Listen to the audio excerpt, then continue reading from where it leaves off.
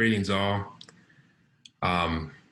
Thank you for viewing this lecture, this recorded lecture. The topic that I want to address today is reconciliation, repair, apology, and various processes, you could call them rituals or ceremonies for repair or for reconciliation or for reparations. And this is a theme that I think has underlied a lot of what we've done in the class, a lot of the readings, a lot of the different moments in history that we studied, and a lot of the different power dynamics and relationships between social identities. And it's also shown up, I've also tried to bring it into class in different ways. If you think back to when we were in the physical building on campus, the time we took by the river and that council circle that we had, kind of just looking into the impacts of the production by the Modus Theater, Karma Rocks and Arrows. And I also want to follow up on some of what we studied,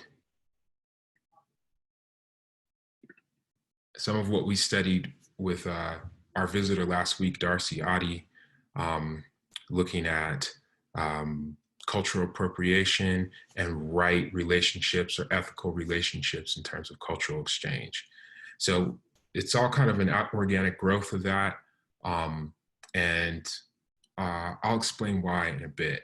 But before we get started, I want to sit for at least a minute, and you're welcome to pause this video and take a longer sit if you'd like. At several times in this video, I'm actually going to invite us to pause, and I'm going to invite you to stop the video and take time to yourself, integrate a chunk of lessons, or just take a break. So start with a moment of sitting.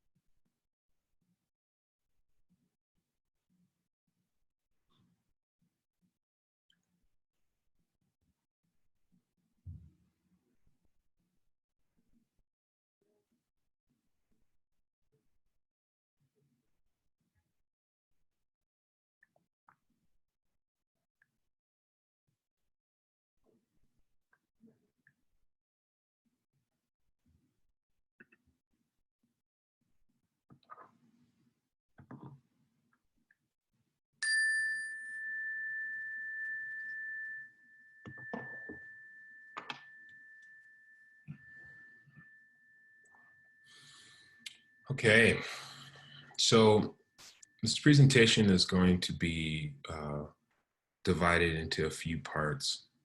I want to address how we can create repair on a interpersonal level, small scale moments where there are, you could say, microaggressions or enactments of privilege or what have you. So the personal or interpersonal level. And then I want to look at things on the intercultural level or on the intergroup level, things that are happening between two groups and the way that conflict shows up between two groups and gaps in communication show up between two groups. And I'm going to focus mostly on groups of cultural difference, or racial or national difference, and not so much on gender and on class, although I think that they can show up there. And then the last level I want to look at is really the sort of structural level on the relationships between nations, and really kind of looking at inequalities and the conflicts that they generate on a national and on an international level. So it'll make more sense as we go along. Part of the reason that I've become interested in these issues, and part of the reasons I see them as related to this class, actually has to do with an experience that I had that Darcy Adi mentioned briefly some years ago in Hawaii. And I was given this cloth in Hawaii after this experience, and it was really an ordeal. And the gist of it was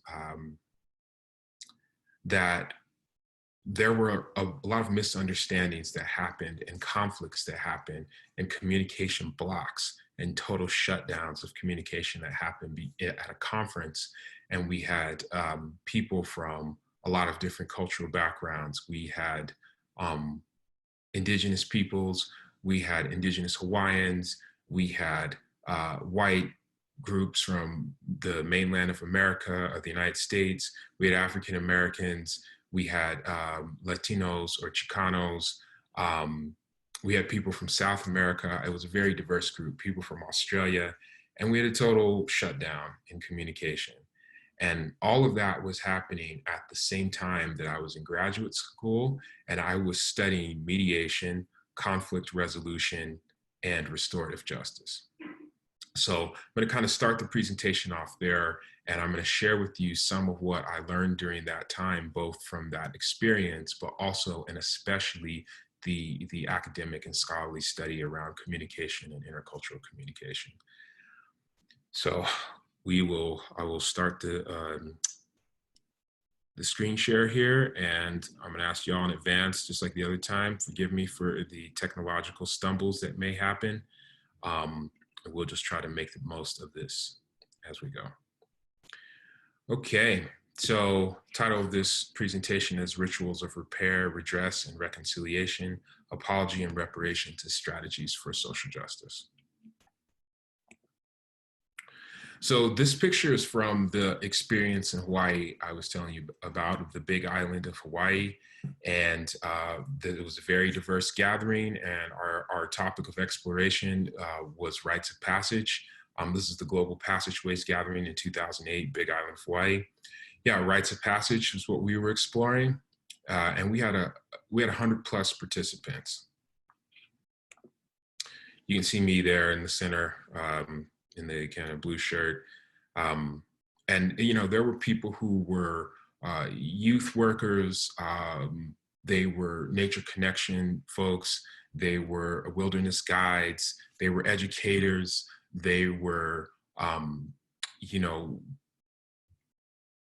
arts educators, they were psychologists, they were taking people, people who were guiding gap year programs. There was a really diverse spectrum of folks, even people who were working in the prison systems, very diverse spectrum of community development specialists, youth workers, educators, and so on.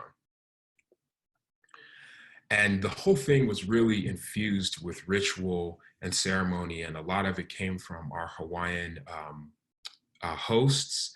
And part of what happened in that experience for me is I was part of the organizing team, and I kind of triggered the mistake that caused the whole conference to explode.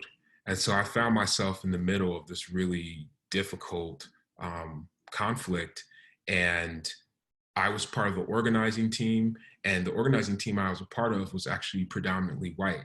And the conflict was predominantly between the white organizers and the Hawaiian host, and I was kind of stuck there in the middle. And so that moment, it is a moment that I still return to, and I still learn from, and I'm still baffled by, quite honestly. And a lot of what I'm sharing with you is coming out of that moment, because like I said, I was also studying conflict resolution and restorative justice at that time. So it's just really interesting how how the synchronicity of events, side note. So one of the principles of conflict resolution or conflict transformation, as it's often called now, is that conflicts are basically, we need to reframe conflict as constructive and as a kind of creative controversy, right? Because we shy away from conflict because we think that conflict is usually going to lead to violence, either physical, emotional, or psychological. But the field of conflict resolution is saying, hey, listen, in human affairs and in the workings between groups, in decision-making processes, in the meetings of peoples, there's always going to be conflict. There's always going to be things that need to get figured out, and tensions that arise, and problems that are unanticipated. It's always going to happen. So we can reframe them as opportunities to make breakthroughs, basically, right? So level one, I want to look at conflicts that happen on an interpersonal level, and I want to look at conflicts that happen that are based on interactions between people with different levels of power and privilege based on social identity. Okay, there are plenty of others, but because this is the focus of our class, I'm going to try to apply this to those types of conflicts. So this is Marshall Rosenberg. I'm sure most of y'all have heard of his work, Nonviolent or Compassionate Communication, it's MVC for short. And Marshall Rosenberg, among other things, among being a psychologist and a therapist, he's also been involved in a lot of mediation internationally and really working with parties in conflict, whether they're on business level or sometimes even between nation states. And he's developed this practice called nonviolent communication, and it has a couple of different basic findings or principles. Part of what it's really seeking to do is cultivate empathy and relationship between individuals. One of his findings is that, based off a lot of current science, neuroscience, the finding is that human beings are actually wired to be empathetic, but like anything that we might be wired for, we also have to train in it. We have to practice it. So Marshall Rosenberg's communication pattern here is really about how enhancing empathy between people and maintaining relationship. And another thing that he notices is that a lot of times when we have conflicts, we have a conflict because somehow or another we have these basic needs. And he posits that human beings all over have basic needs, needs for safety, needs for shelter, needs for friendship, needs for acknowledgement, needs for creative expression, needs for purpose. And when these basic needs of ours are not met, well, we are in a state of distress, and this is often the driver of our conflicts. And so he says, our needs are not the problem. The problem arises in large part when we attempt to meet our needs, and we often do so in ways that are violent. And he says even our very communication itself is violent. And oftentimes what we do is we villainize the other and we blame the other. And he's really like, how can we take responsibility for our needs and for expressing our needs clearly and not kind of manipulate the other into being responsible for our needs? So the MVC process has a couple of different steps. So, and I'd like us to try this, okay? I want you to think of a moment where you experienced a microaggression. And I'm going to ask us to be in the seat of the person that experiences, even though we've probably also been in the seat of the person that does them, right? So I'm going to ask you to think of a moment, and you can go back to the assignment where you all created a comic strip around it. But think of a moment, think of a microaggression situation. And again, a microaggression is it is an identity-based slight or a small enactment of privilege or oppressive dynamics between people from, different identity groups where there's a power asymmetry. They are oftentimes unintentional, And in and of themselves, they aren't necessarily um, potent in their harm, but because there's a sort of environment and a constancy of these like tiny irritations, they can have a cumulative impact on people that is destructive, right? So microaggression, okay? So take a moment and think about a microaggression that you've experienced, and feel free to pause the recording.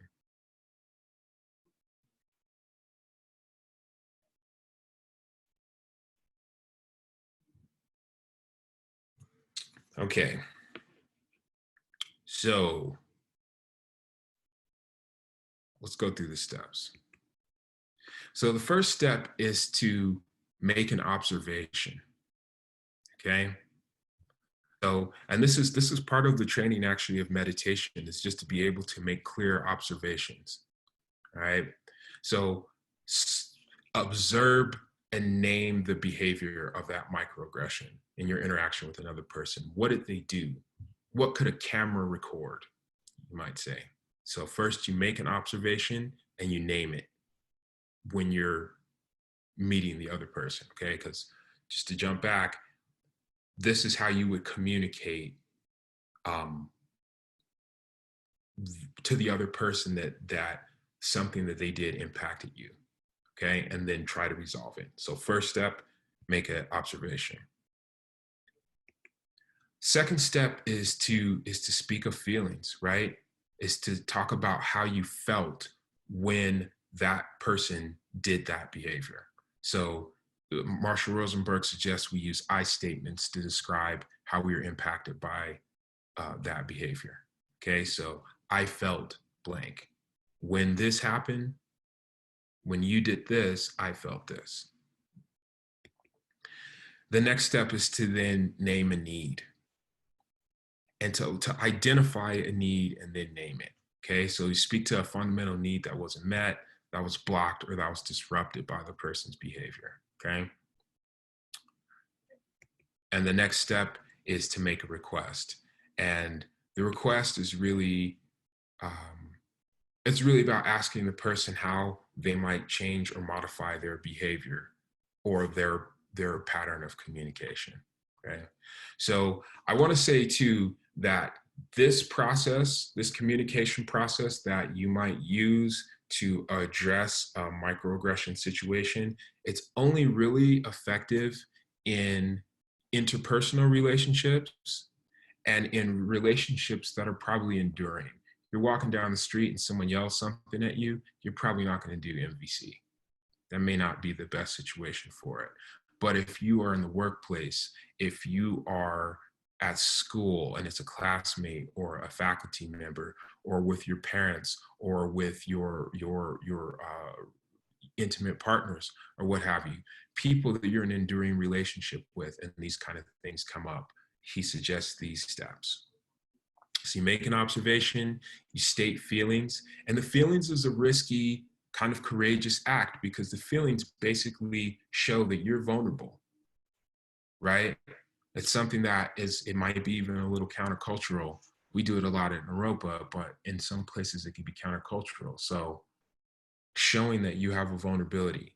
The same with needs, right? The showing that the idea that we actually need something from the other, or we need something in and of ourselves and in our environments.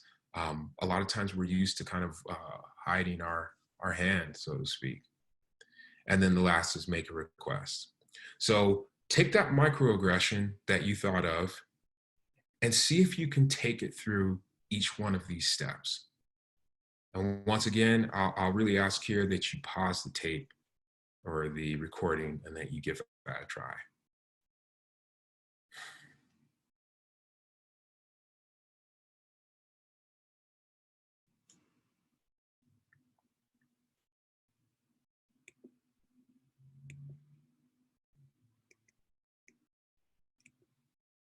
Okay, so again, this process is limited. It's really good for the interpersonal level more so than if we were to use the four eyes model, uh, more so than for the ideological or the institutional level. I think it could also really be used well in the internal level because sometimes things happen to us so quickly, we don't even know like what happened or why we are upset or angry or hurt. And so we have to kind of go through the process of separating and slowing down what happened ourselves. And actually, I'm going to go back and I'm going to give y'all an example that might be helpful. So I'll say the microaggression is someone touches my hair, okay? And it's someone that, this is not my intimate partner. This is not my children. This is not my family. This is someone that I have, let's say, a somewhat casual relationship with, okay? I see him in the hallway at Naropa, or I go to city council meetings and someone touches my hair, okay? So the first thing I say is, you know, I noticed that you just reached out and put your hand on my hair. And, you know, honestly, that makes me feel kind of angry and irritated. Um, you know, I don't really even know you. I need my personal space, and I need respect. And actually, I need to build relationship with you before I let you into my space. So I guess what I would ask, first of all, is like, I'd ask you to not touch my hair, you know? And if you're curious, because maybe you don't know that many Black people, if you're curious, you know, maybe we can have a conversation first and we can meet each other for real, and we can build up a real relationship, and we can talk about maybe hair differences once we've established some trust and some foundation, and then maybe we can see about touching hair. But I definitely want you to ask me first and not just reach out and touch. Okay, so I try to make it organic and integrate it into a conversation and not just be robotic. When you first start doing it, it might come off robotic, but I think with continued practice, it can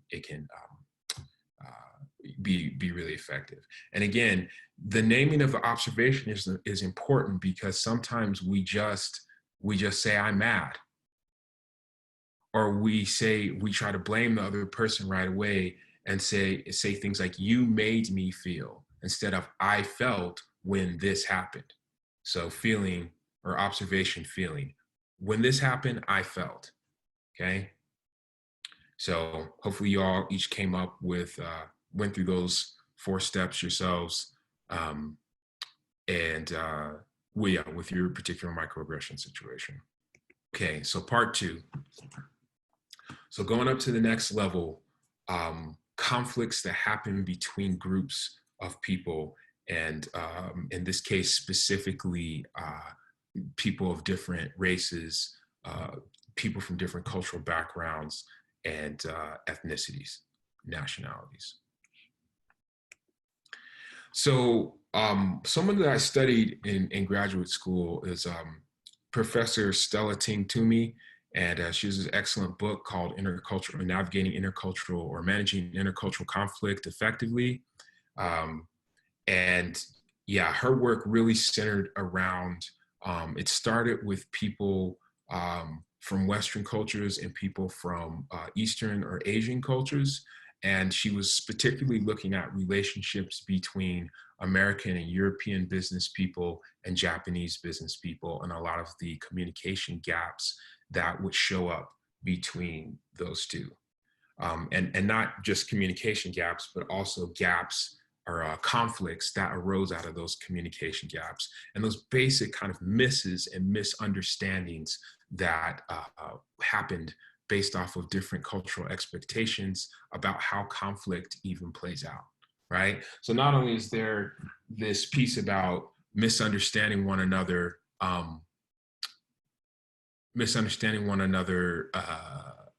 in terms of communication, but even once people are in a conflict, sometimes they have totally different views about how and what the conflict is about and how it should unfold and be resolved.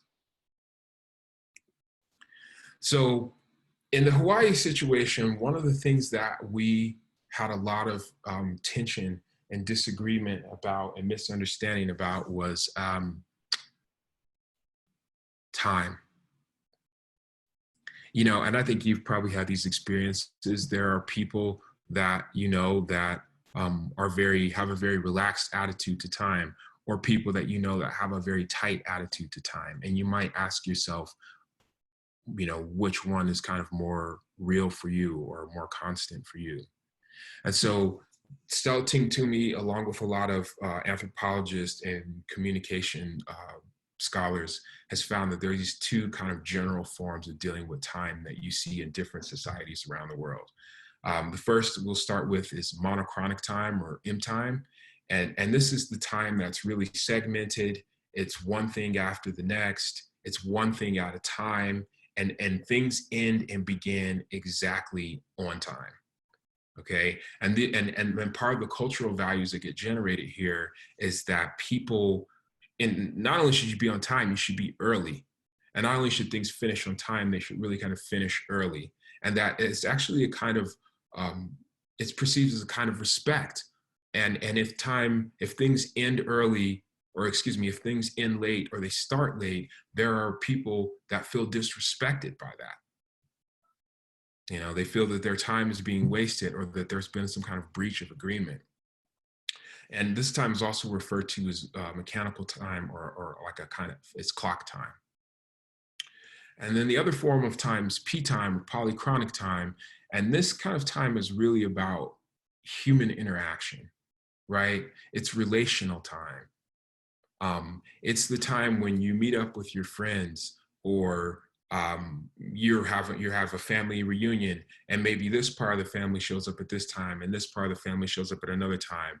And so, you know, the container is wider, it's broader, and it's more fluid. And this is also the time where relationships unfold, right? So you're having a conversation with someone, you've had this experience, you're having a conversation with someone, it's really starting to get good. You really actually hit that point with that person. And then, oh, look, I have to go, right? And sometimes it might feel wrong to just split off and leave from that person at that time. So polychronic time is really more emphasizes organic time, more emphasizes relational time. And some of the cultural values that it generates is, it really generates this sense that our relationships and our presence with one another is the most important thing. And people perceive it as disrespectful if you abruptly end a moment or a kind of flow of relationship abruptly because you have other obligations, or you have a strict time that you are trying to meet. So, um, so she finds that these kinds of time, actually, that cultures that are coming from Western Europe and the United States and Australia tend to operate on monochronic time, and that a lot of the cultures of Latin America, of Africa, of the Middle East, um, and of large parts of Asia operate more on the polychronic time.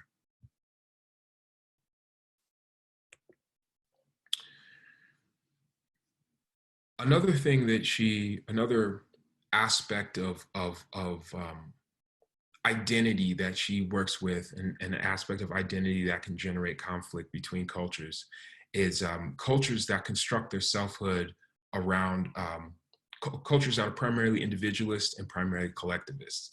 The individualist, their sense of selfhood is independent, and it's really about the maintenance of individual identity over group identity, right? So, um, and it's the way that they work with accountability is really more about the self. The group can do this, but as long as I myself hold myself accountable to certain standards, then I'm okay, regardless of what the group does.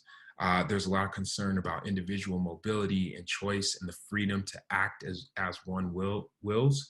And they find that individualists tend to be very goal oriented. They tend to be very much about getting things done.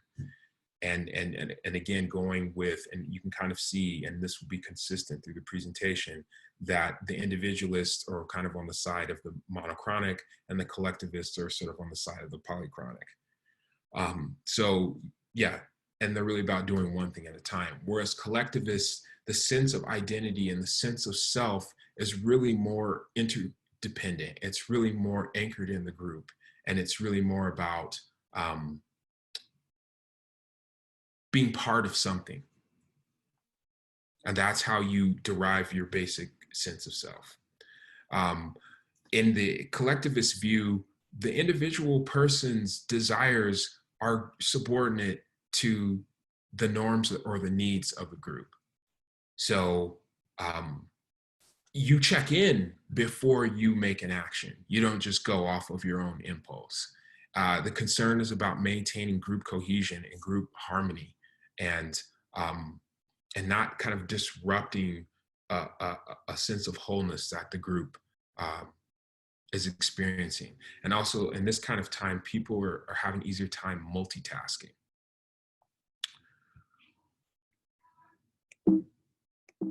Oh, here's that old problem again. So I'm going to pause the share.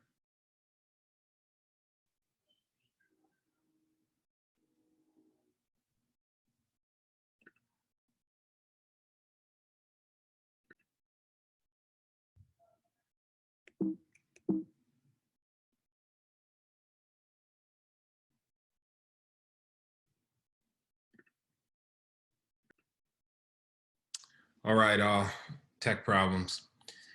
So the next piece is that she finds is that different groups have different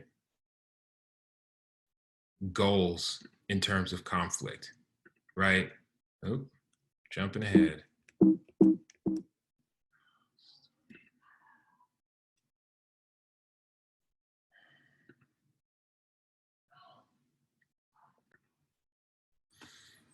So part of what Stella Tingtoomey finds is that her research found is that different groups have different conflict goals, and that so individualists tend to be content-based in their conflict goals. So let's just take a simple example. You threw a ball through a window on accident. The window is shattered. So for the individualist type of mentality or culture, the idea is that you fix the window, right?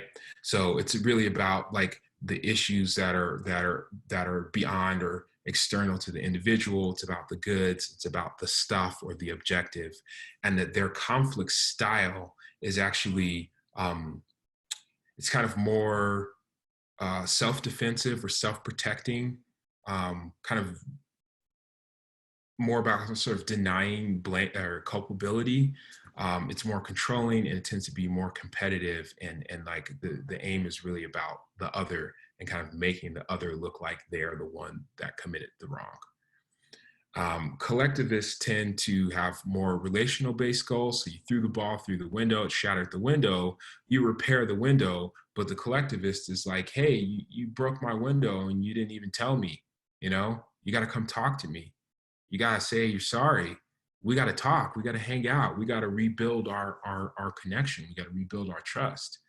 And so it's really about the restoration of feelings and communication, rather than the thing that happened. It's really about the people involved, or their emphasis is on the people involved. It's more about how people felt and what their experience was, rather than the shattered window in this case.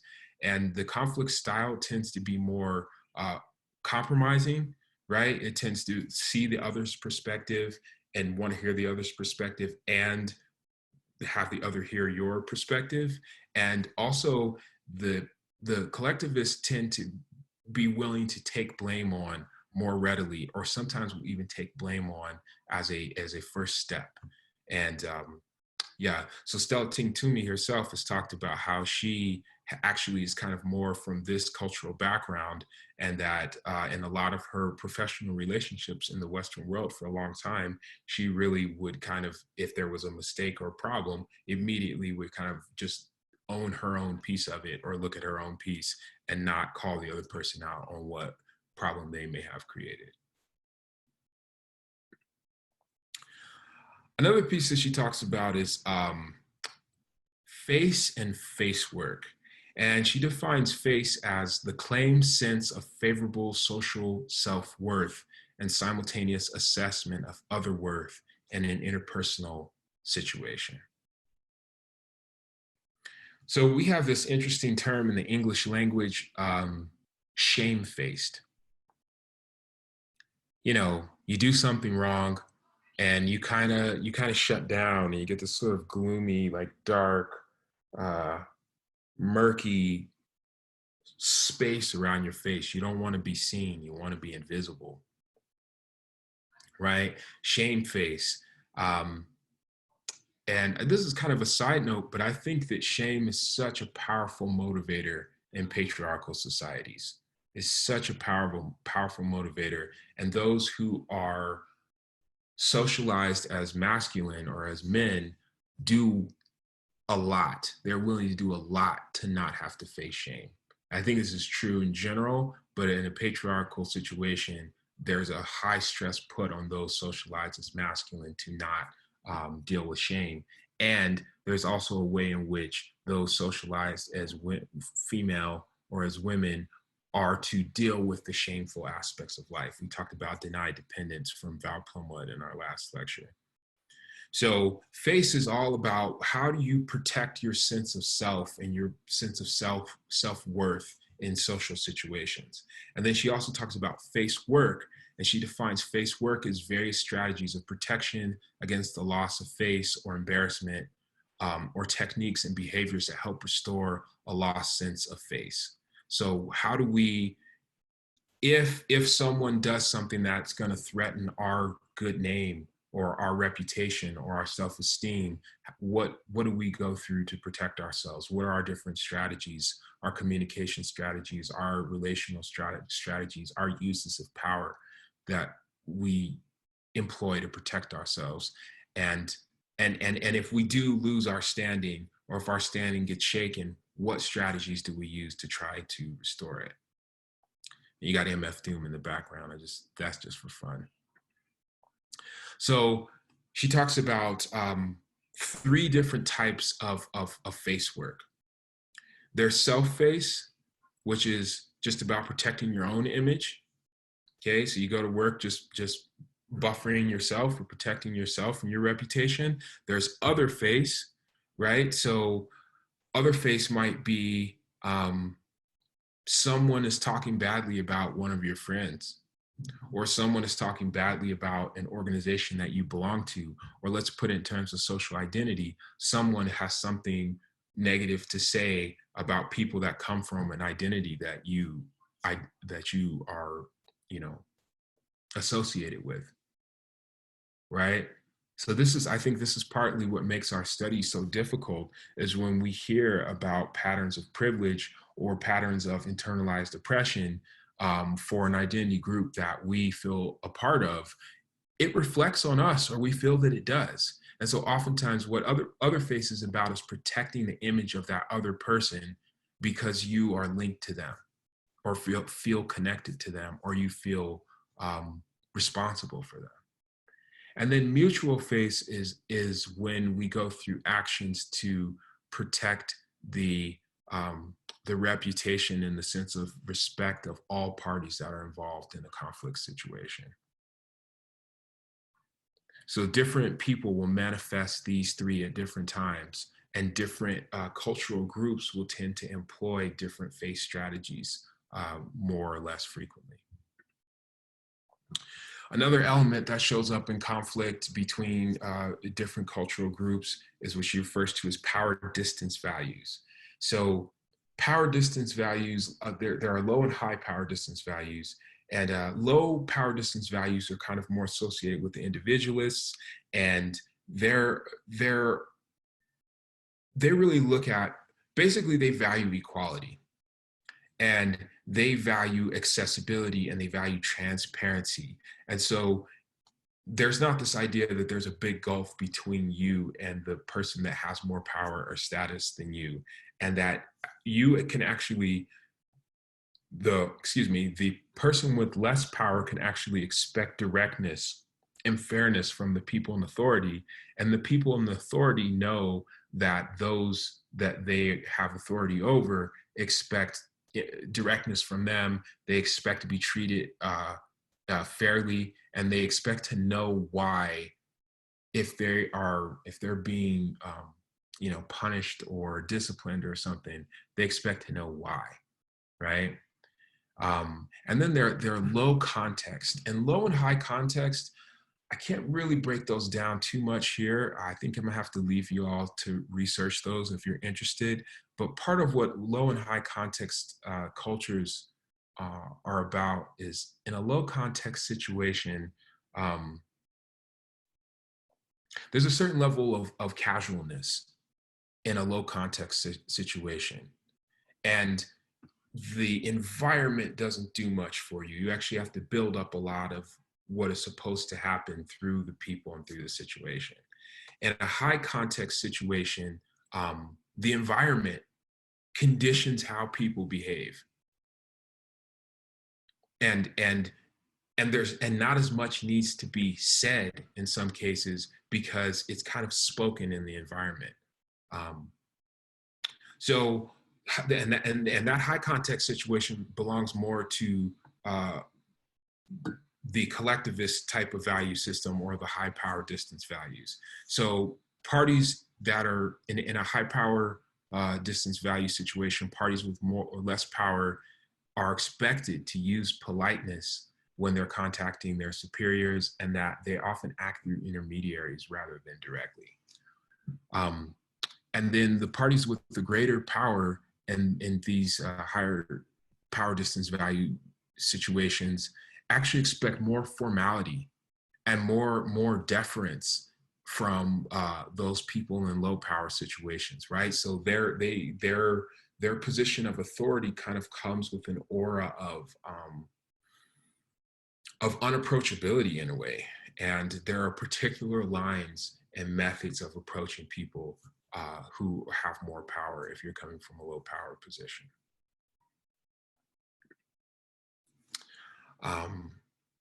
And finally, another thing that she notices is conflict display rules, right? And this really refers to the ways in which people from different cultural backgrounds expect conflict to play out, and also how they expect people to show conflict, right? So some cultural groups, conflict should really be subdued and really should really be in the background.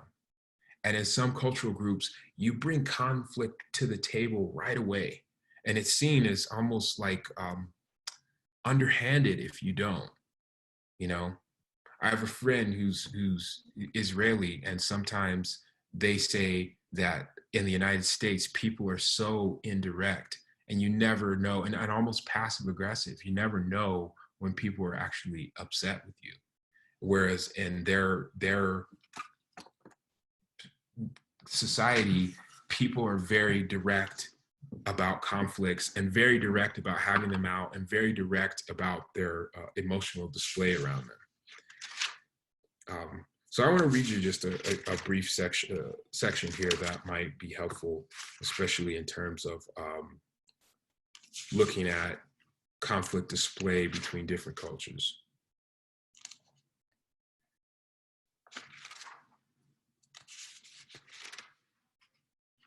So Stulting Toomey studied 4 different groups. She studied Native peoples in the United States.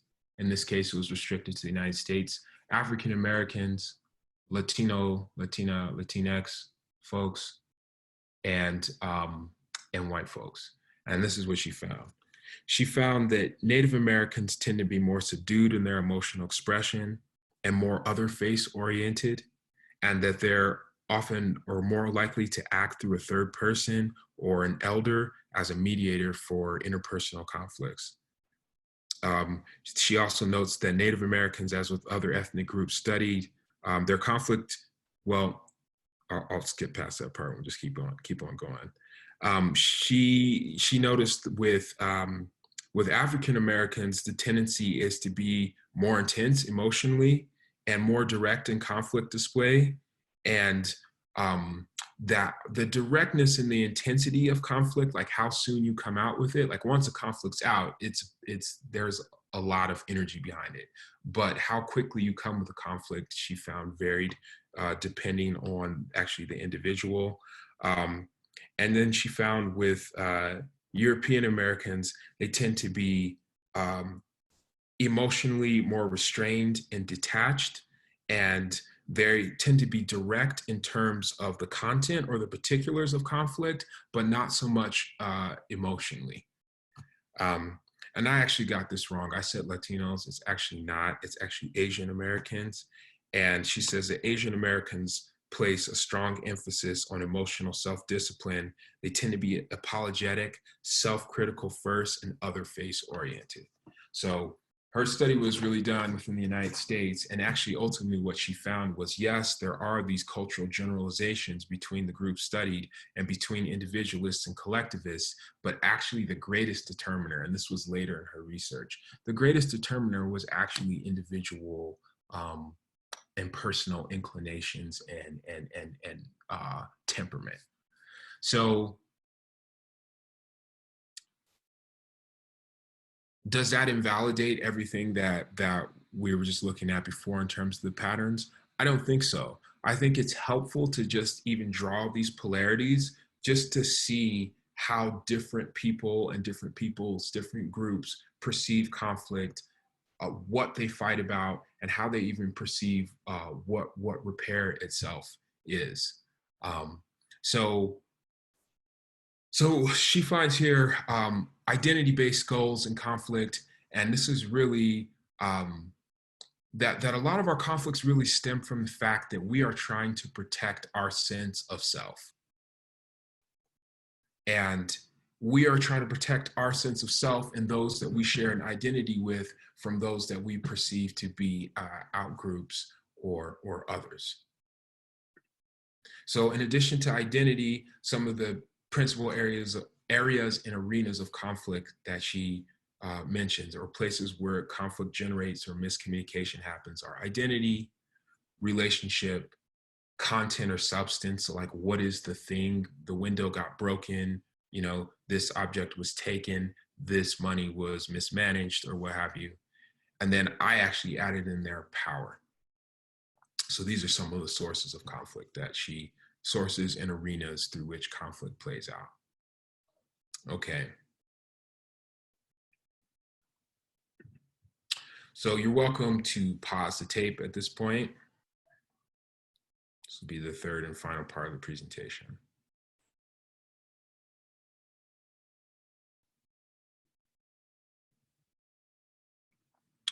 Okay, so this last part, this is really more emergent for me, quite honestly. I spent a good amount of time studying intercultural conflict and mediation and nonviolent communication, but this last piece is really more emergent, and I can really only give the most general outlines here, and kind of, I'm just doing it to indicate a direction that we might be curious about or might look towards in the future and as you all leave this class. So I really want to look at the structural level. So going back to Ta-Nehisi Coates, you know, he really puts forth in the case of reparations this idea that the United States needs to have a national level conversation about the place of African Americans, of Black people in this society, and the wrongful treatment of African Americans through the slave era, and then through the Jim Crow era, and really up until now. And if you follow Michelle Alexander's thesis about the new Jim Crow, arguably now, right? So Ta-Nehisi Coates, his basic proposition is that for the first several 2.5, if not 3 centuries of our time here as a people, Black or African American people, that it was legal in the United States to deprive Black people of all capacity to build wealth. and that it was legal to rob Black people of their labor and not compensate us for our labor. And his basic view is that, or the question that he raises is there something that the nation itself, and particularly the government of the nation, since it was by law legal to deprive Black people of the capacity to build wealth, is it the question he raises is basically, do we need to have a conversation about that? Is there something that is owed to Black people? And so there's this sizable quote here, which I'll give y'all a second to take a look at.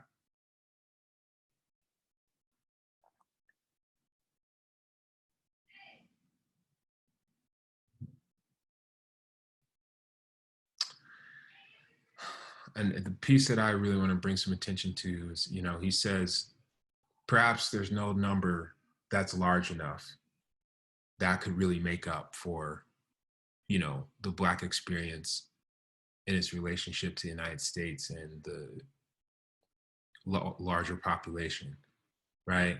And I think this really raises a great question.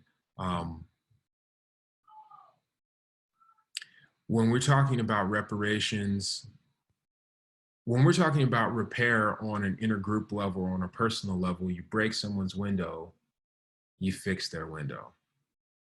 You go in and talk to your neighbor and you rebuild trust. But in terms of large scale oppression, because it wasn't just wealth, it was lives that were destroyed for multiple generations, you can ask the question, can it actually ever be paid back? You might also ask the question, is the present generation responsible for the past? And if we go back to Stella Toomey's different sources of conflict, there's identity, there's relationship, there's content, which in this case, the wealth might be the content. And then there's power itself. There's access to decision-making processes. So can the content piece really touch on all those different levels? And so he raises it as a question, and he really says that he feels that it's a kind of spiritual endeavor that the United States could embark on, and that it would actually really be a soul-searching piece. And he kind of speaks to this at the end where he says, we can't maintain this myth that we are this innocent and exceptional nation when really we've done the atrocities that other empires throughout the history of humanity have done, while we claim to actually be transcendent of them.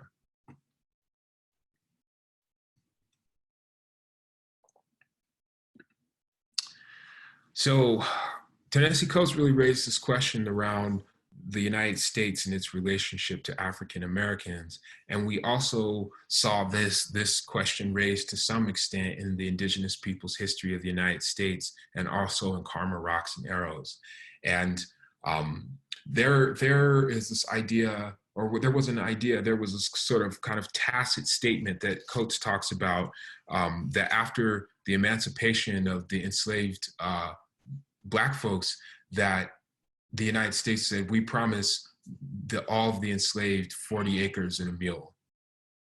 Okay, now the 40 acres and a mule, if we really put it into historical context, this was during the phase where the area of the United States west of the Louisiana Purchase, or the Mississippi River, was being pushed into by colonizing and settling forces, as well as the US military. So that 40 acres and a mule may have actually come from indigenous peoples' lands, and lands that were being taken from indigenous peoples. So the question around reparations in the United States is very complex. It's a very complex question. But just taking that complexity aside for a second, we might also ask, and there are a lot of indigenous peoples in the United States, in Canada, and in Australia that are asking, they're asking actually that a lot of the treaty violations that happened over the centuries of settlement, of the settlers' kind of incursion, actually be honored.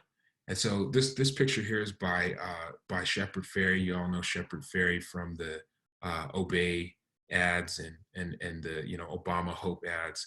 And he actually worked with another artist, Aaron Huey, was a photographer. He's a white photographer, and he was working with people in Pine Ridge and really kind of trying to learn the reservation, or Pine Ridge, learn their stories and learn like their really grievances with the United States government. And he, after a while, felt that he felt obligated to try to like tell their story, and he worked with Shepard Fairey to create this image. So this idea of reconciliation on an international level, on a structural level, on a state-to-state level, I think we've seen some examples of people working in that direction in recent history. One of the ones that I think is most well known is the Truth and Reconciliation Commission of South Africa. And in the Truth and Reconciliation Commission of South Africa, right, this is post-apartheid, and there was this powerful move. Nelson Mandela, Desmond Tutu, a lot of other leaders were really calling for the South African government to create a forum, a national forum for people to come forth and speak honestly about the atrocities of the apartheid era. And they felt that the only way that they could move forward into a new sort of multicultural, integrated South Africa is as if they really kind of brought forth the destructiveness of the apartheid era and kind of cleanse their soul of it. And it wasn't the kind of cleanse your soul as in deny that it happened. It was really like, we need to see it. Right? On the right here of the screen, you have Professor Pumla Gobodo Matikizela, and she actually visited Naropa in 2012, I believe. She was here through the Peace Studies Department. And part of what she talked about was a lot of her research is really looking at like forgiveness and how forgiveness actually works and what mechanisms you can set up and agreements and structures and processes you can set up so that forgiveness can actually take place. And so she finds that, first things first is that people have to be able to empathize with one another, right? And that you have to help create the conditions for people to have empathy for one another. And so part of the way they did this in the Truth and Reconciliation Commission is they said that everyone who took part in the apartheid situation could come forth and speak what they had done, and that the victims would hear and have a chance to speak, as well as the perpetrators, and that the perpetrators would not be punished legally. So they had to be free. They had to be free of coercion. They had to be free of legal consequence, not necessarily emotional, relational consequence, in order to be able to speak freely. And that they had to be witnessed by their perpetrator, by those people that they violated, and by the public. And another thing that Puma, she described that before they, the Reconciliation Commission hearings went on for months. And before each day when they would gather to hear the truth telling of different individuals, she said that everyone would sing. They would start off singing. And her view was, it wasn't official, and there wasn't a religious container that held the whole thing. These were state proceedings, and sometimes they were private proceedings. But in the large public state proceedings, people would sing, and that singing actually opened people up. It opened people's hearts, and it brought them into a receptive state to where they could actually be empathetic and objective and hear and speak truth. So I think that's just an important consideration with this idea that, like, an apology isn't just, it isn't, and this is part of what I learned in Hawaii. It isn't just about giving back what was taken, you know? It isn't just transactional. It's actually a ceremony. It's a healing. It's a transformation. And in the ceremonial space, you often need more, you need help from things that are beyond you. Let's just put it that way. So South Africa, Truth and Reconciliation. Another one, in Australia in 2008, the incumbent prime minister actually issued an apology to the Aboriginal people of Australia. And his apology was specifically about a generation of Aboriginal children towards the beginning of the 20th century that had basically been kidnapped and sent to boarding and religious schools. And we saw this, remember, from Indigenous peoples' history of the United States. This happened in the United States. It happened in Canada. And it happened in a lot of places in the colonial and in the European colonization of the world. This attempt to sort of re-educate and bleach the Indigenous people's cultures from them, destroy their language and sort of replace their cultural software, if you will, with the cultural software of the colonizers, and really basically mass assimilate them. And so he issued an apology, and it's actually a really beautiful speech. And I have a couple portions of it coming up next as just in text form.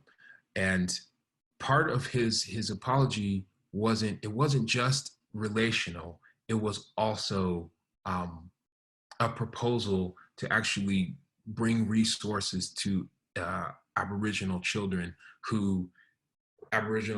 their level of education compared to white children in Australia. There are massive disparities in education. There's massive disparities in early childhood education. There's massive health disparities, and there's massive disparities in terms of life expectancy. So he was really trying to specifically address that generation of children that was, you might say, kidnapped from their parents and from their communities by devoting government resources to the benefit of Aboriginal children in the present day. So here are some pieces of his speech.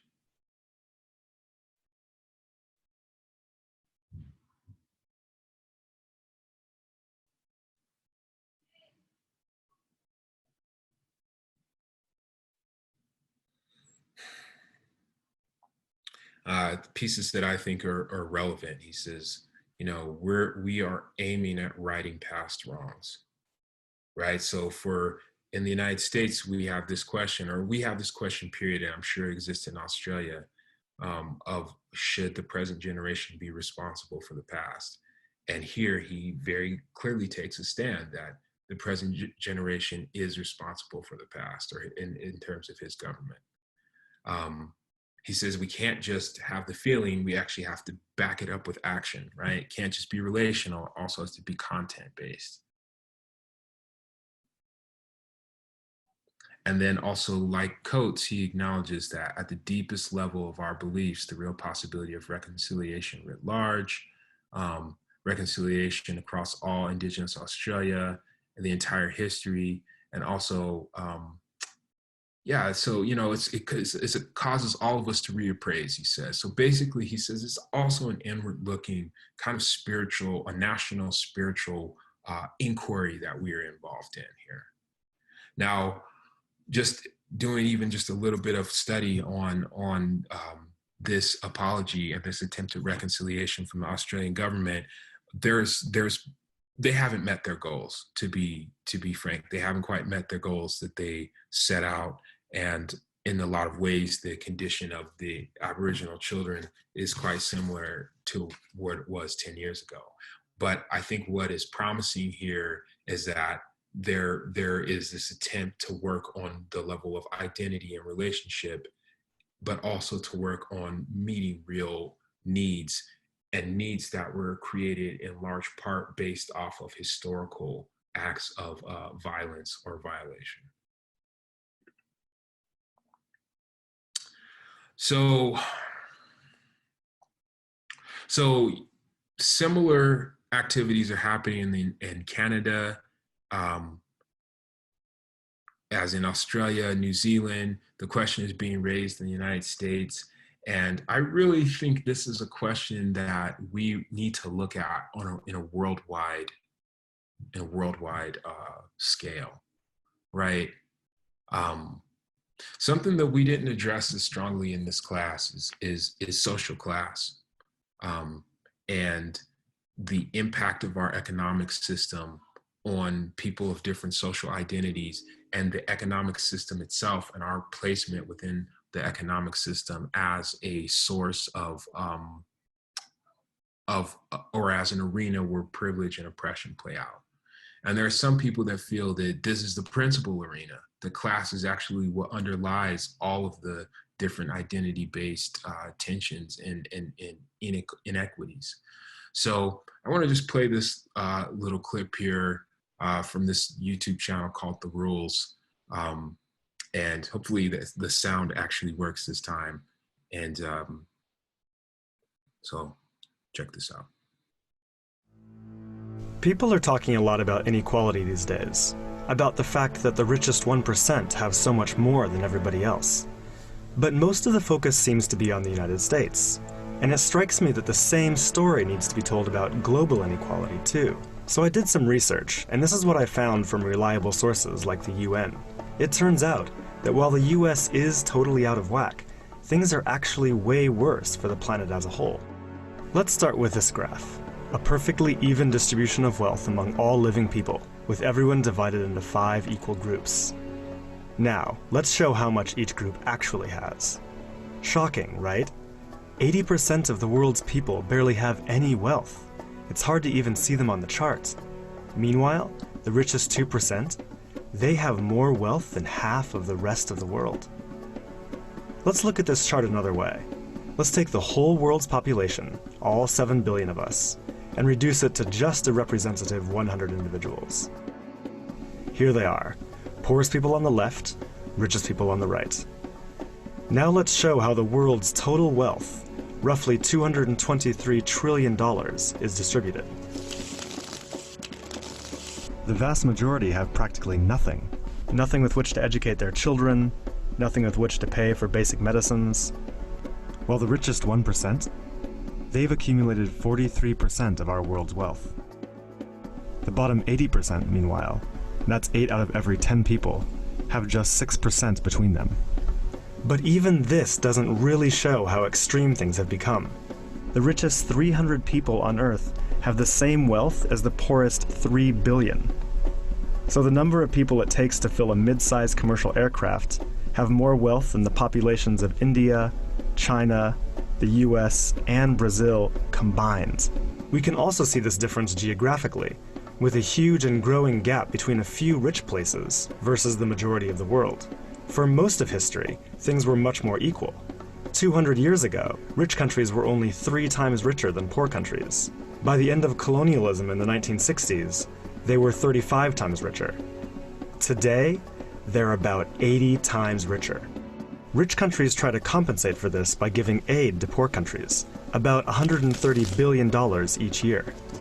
That's a lot of money. So then why does the wealth gap keep getting bigger?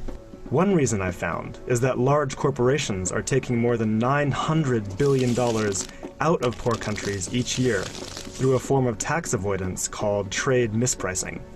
On top of this, each year poor countries are paying about $600 billion in debt service to rich countries on loans that have already been paid off many times over. And then there's the money that poor countries lose from trade rules imposed by rich countries to get access to more resources and cheaper labor. Economists from the University of Massachusetts calculate that this costs poor countries about $500 billion a year. Altogether, that's more than $2 trillion that flows from some of the poorest parts of the world to the richest. Every year. Rich governments like to say they're helping poor countries develop. But who's developing who here? This makes me think that there's something wrong with the basic rules of the global economy. It can't be okay that the wealth of our planet is becoming so concentrated in the hands of such a tiny number of people. The only reasonable response, it seems to me, and our only hope, is to change the rules.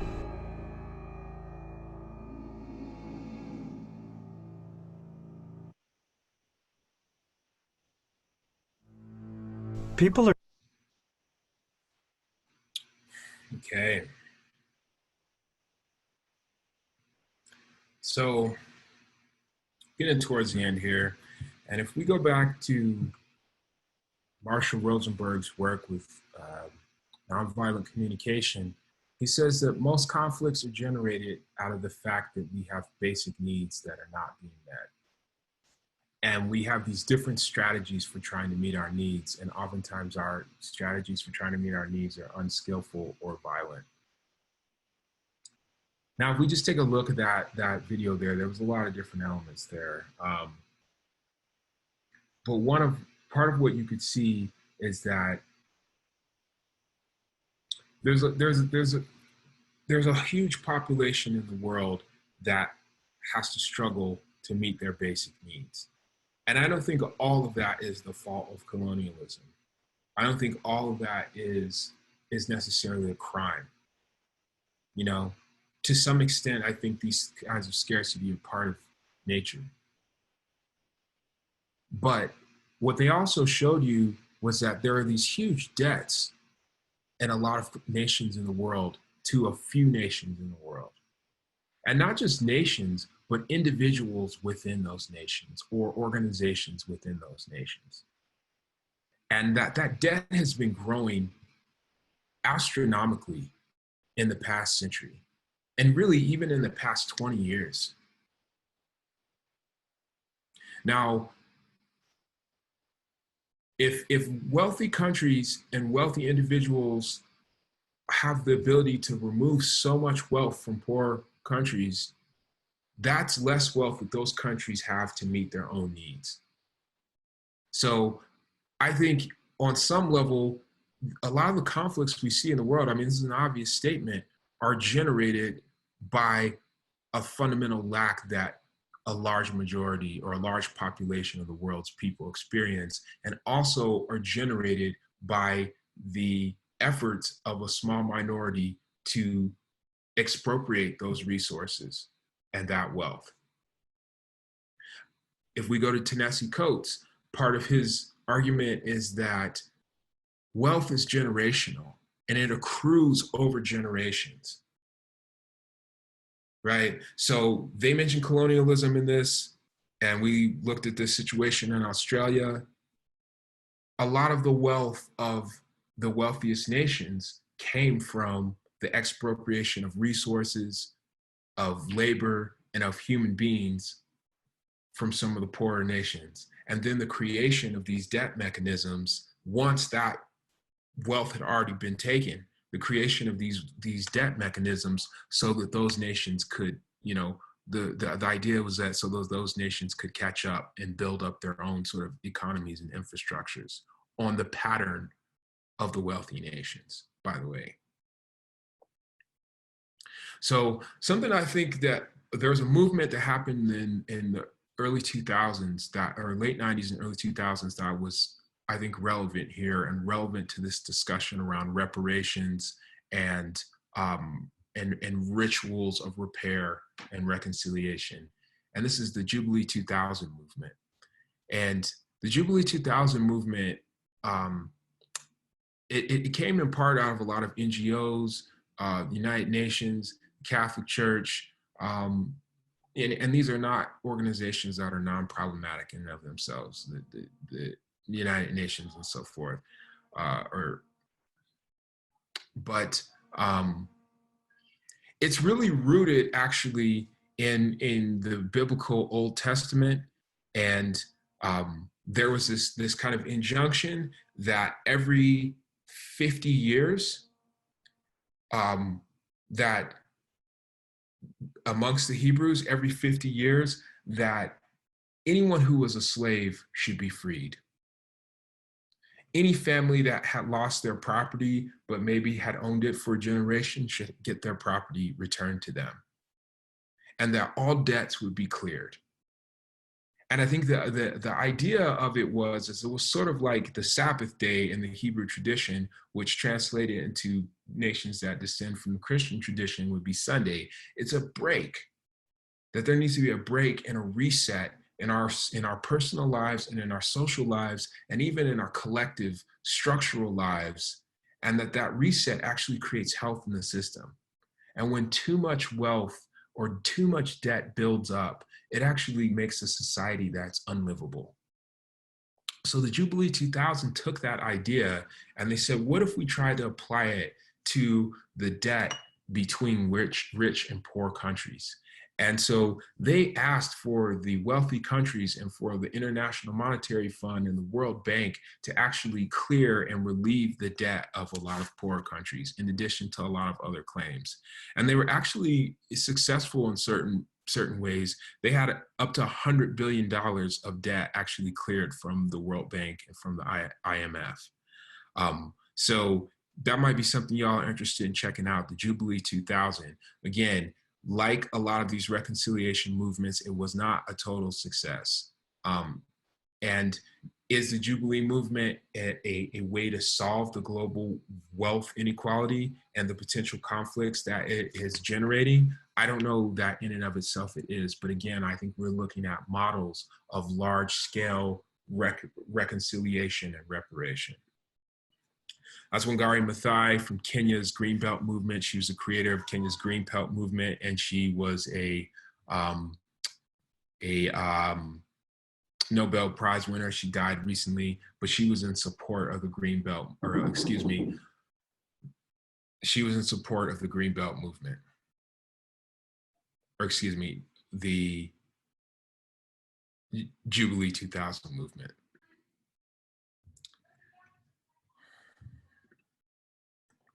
So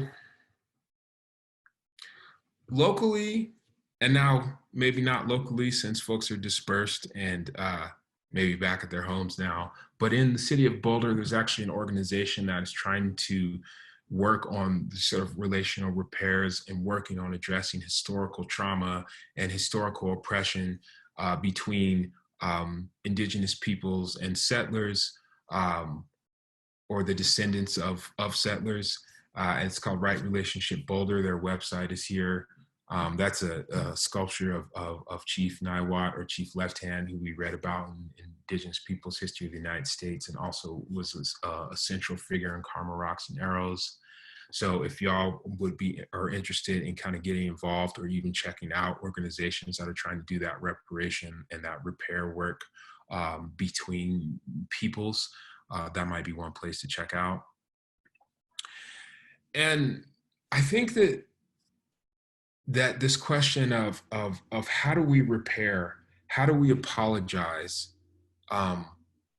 whether that come on the personal level or on the intergroup level or on the broad structural national international level, I think it really raises a lot of fundamental questions about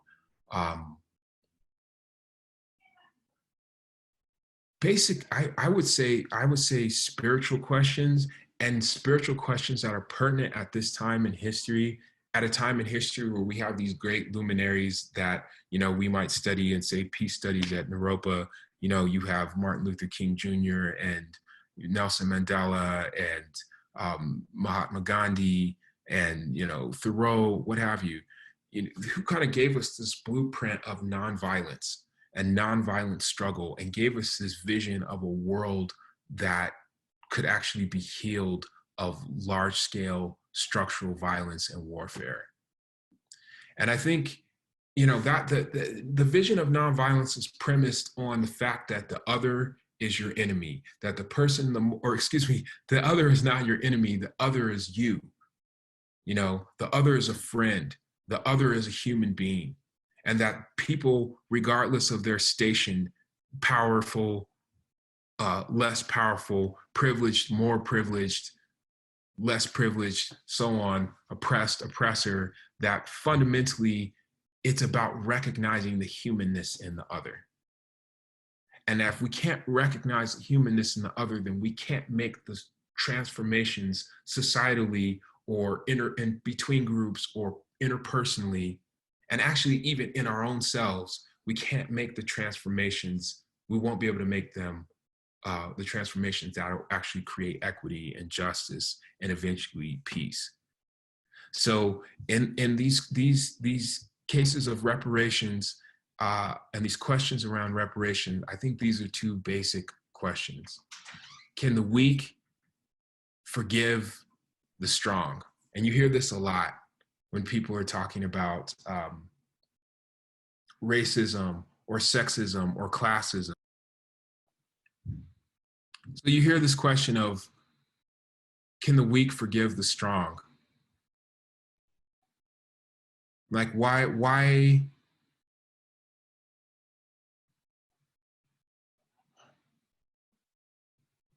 Basically, the burden is put on those who've been victims. And I think it is an important question. It is an important question.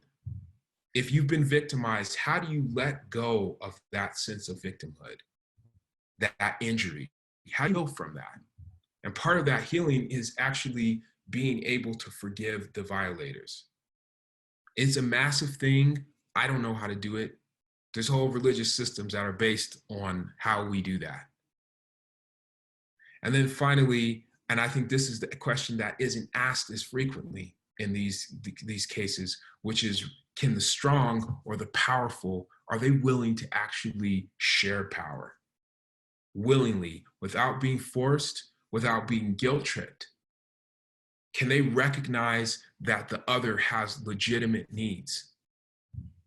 Can they recognize that they've committed violations? Can they take responsibility for what they've done? Or in this case, in a lot of cases, what their people from their group may have done if they had not individually. So these are basic questions for us to contemplate. And I hope you all can contemplate these questions as you step out of this class and you move forward in your time at Naropa or moving forward in your life. And I appreciate your time.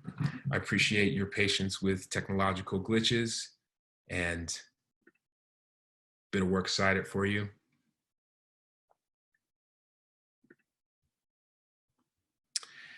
And this lecture was offered just as a kind of final summation and next steps forward for a lot of the social identity power dynamics that we've studied in this class. And it was put forth in the spirit of attempting to work towards solution. And it was really sparked by this experience I had in Hawaii, where I actually was part of a traditional Hawaiian reconciliation ceremony. So y'all are not required to do any kind of assignment with this, no discussion forum or any paper. But I hope that you watch this and we bring this into class for our closing class. And with that, I'm going to bow.